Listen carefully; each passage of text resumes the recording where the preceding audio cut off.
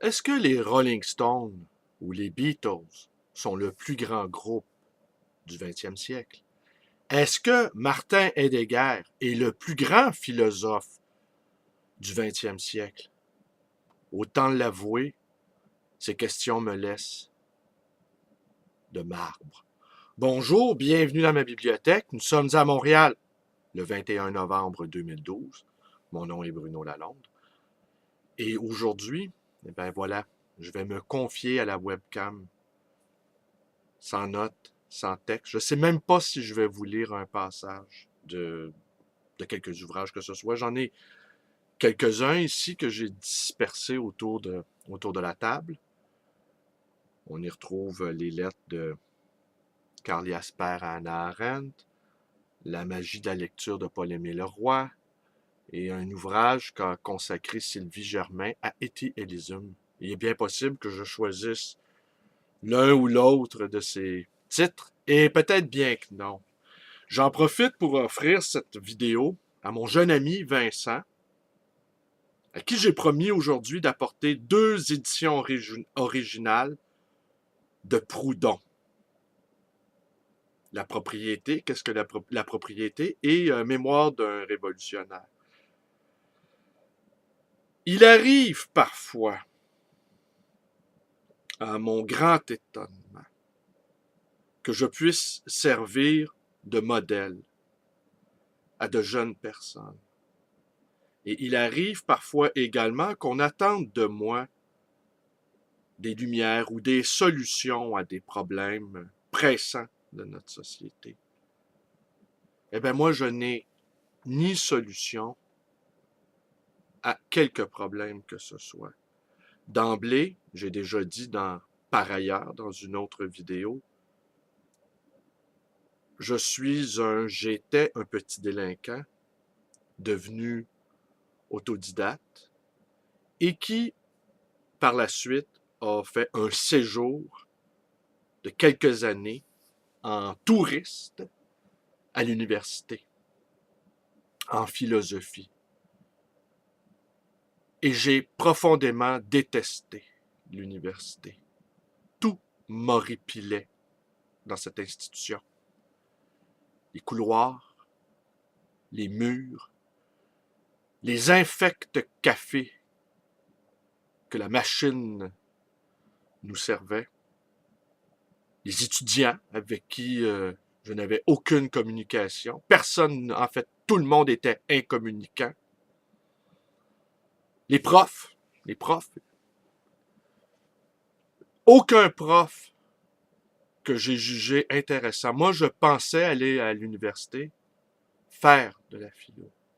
C'était beaucoup de présomption de ma part. On ne va pas à l'université pour faire de la philo. On va à l'université pour apprendre l'histoire de la philo. Et si on est un peu doué, on peut devenir un exégète ou un commentateur, un glossateur. Je n'avais pas ces qualités. Je n'avais non plus pas de qualité pour écrire une œuvre originale. Hein? On se comprend. Et ces profs-là, il y avait 2 catégories de profs. Ils étaient tous ennuyeux. Je pense entre autres à ce prof que j'ai eu qui enseignait Husserl et qui nous citait de longs passages de Husserl dans le texte. Et aucun d'entre nous ne savait l'allemand. Ça va bien, n'est-ce pas? Il y avait donc 2 catégories de profs. Les jeunes profs et les profs d'expérience. Les jeunes profs, on sentait leur nervosité. On sentait qu'ils ne maîtrisaient pas toutes les ficelles de la communication verbale et corporelle. Et nous étions comme une meute de loups prêts à les déchiqueter. Dans un rapport de force qui ne reposait que sur la loi du nombre, étant donné qu'aucun d'entre nous avions les capacités intellectuelles pour en découdre, même avec ces jeunes profs. Et également, il y avait les profs d'expérience, qui, eux, rusés, hâbleurs, savaient déjouer les fortes têtes, savaient imposer leurs lois à la meute. Et évidemment, ces profs d'expérience-là avaient le plus parfait mépris pour ces jeunes pecnos que nous étions. Un prof d'université m'a déjà dit, les cours les plus intéressants auxquels j'ai assisté dans ma vie, c'est les miens. Et je les comprends. Certains profs qui restent également des étudiants, qui restent également des chercheurs, avancent toujours dans leur recherche. Et ils deviennent de plus en plus sophistiqués, pendant que leurs étudiants, eux, ont toujours le même âge et sont toujours aussi ignorants. Alors qu'à mesure qu'un prof avance dans sa carrière, l'écart se creuse entre lui et ses ouailles, et il n'est pas étonnant que le prof d'expérience finisse par concevoir un grand mépris à l'égard des jeunes cervelles qui sont devant lui. Et moi, je le sentais, ce mépris-là. Je sentais la peur chez les profs inexpérimentés et je sentais le mépris chez les profs d'expérience. Et franchement, je me demandais dans quelle galère je m'étais foutu. Je savais que je ne me destinerais pas au métier de professeur, ayant pratiquement détesté tous les professeurs que j'ai croisés dans ma vie. Je pense que c'est l'institution, les murs. L'institution elle-même ne me convenait pas. Mais on peut avoir envie d'avoir une vie intellectuelle, une vie spirituelle, même une vie de poésie. Mais la reconnaissance ne viendra pas. Alors je me suis confiné, finalement, au rôle de lecteur, et quand on est un lecteur aguerri, un lecteur passionné comme je le suis, on finit par écrire des petites choses ici et là, quasiment par inadvertance, sans faire exprès, je dirais. Je n'ai pas cette prétention-là non plus d'être un écrivain. Alors, mon jeune ami Vincent me disait hier qu'au fond, c'est pour ça que je fais cette vidéo, c'est en pensant à lui, il me disait qu'il aimerait avoir une vie de lecteur, étudier sans fin, lire, lire et penser et réfléchir à sa guise, en dehors des sentiers battus. Je comprends ce geste, je comprends cette pensée. Ça a été ma vie. Mais le coût à payer pour la marginalité intellectuelle est effroyablement élevé. Il va vivre dans la pauvreté, il va vivre dans la précarité. Il est possible même qu'il vive un désert affectif. Ce que je ne lui souhaite d'aucune manière. Alors voilà, je pensais aussi en faisant cette vidéo à cet autre ami qui fréquente ma librairie, qui peut-être se reconnaîtra, qui reprochait un peu à mes vidéos leur absence de direction, qu'elle était assez peu didactique au fond, et qu'il avait du mal à y trouver le message.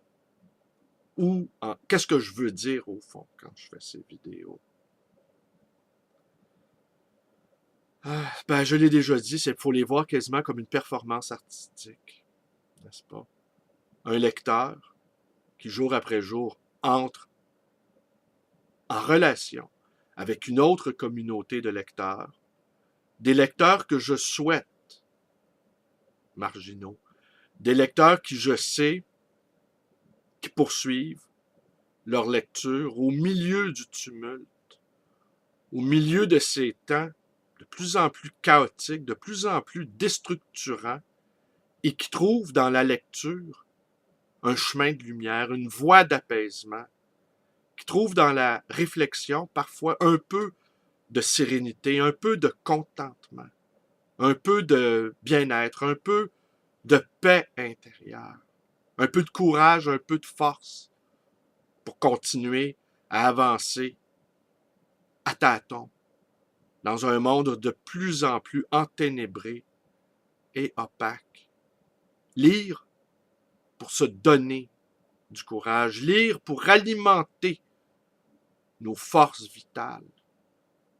C'est peut-être plus important encore que d'apprendre. Lire pour vivre, en fait.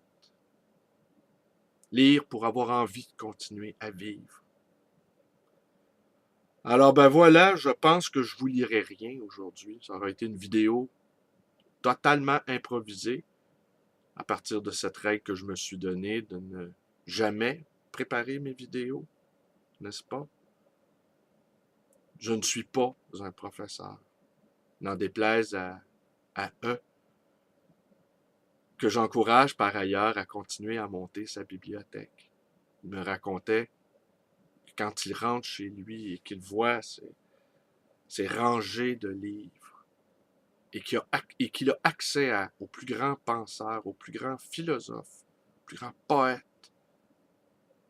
ben ça lui donne un peu d'espérance dans ce monde.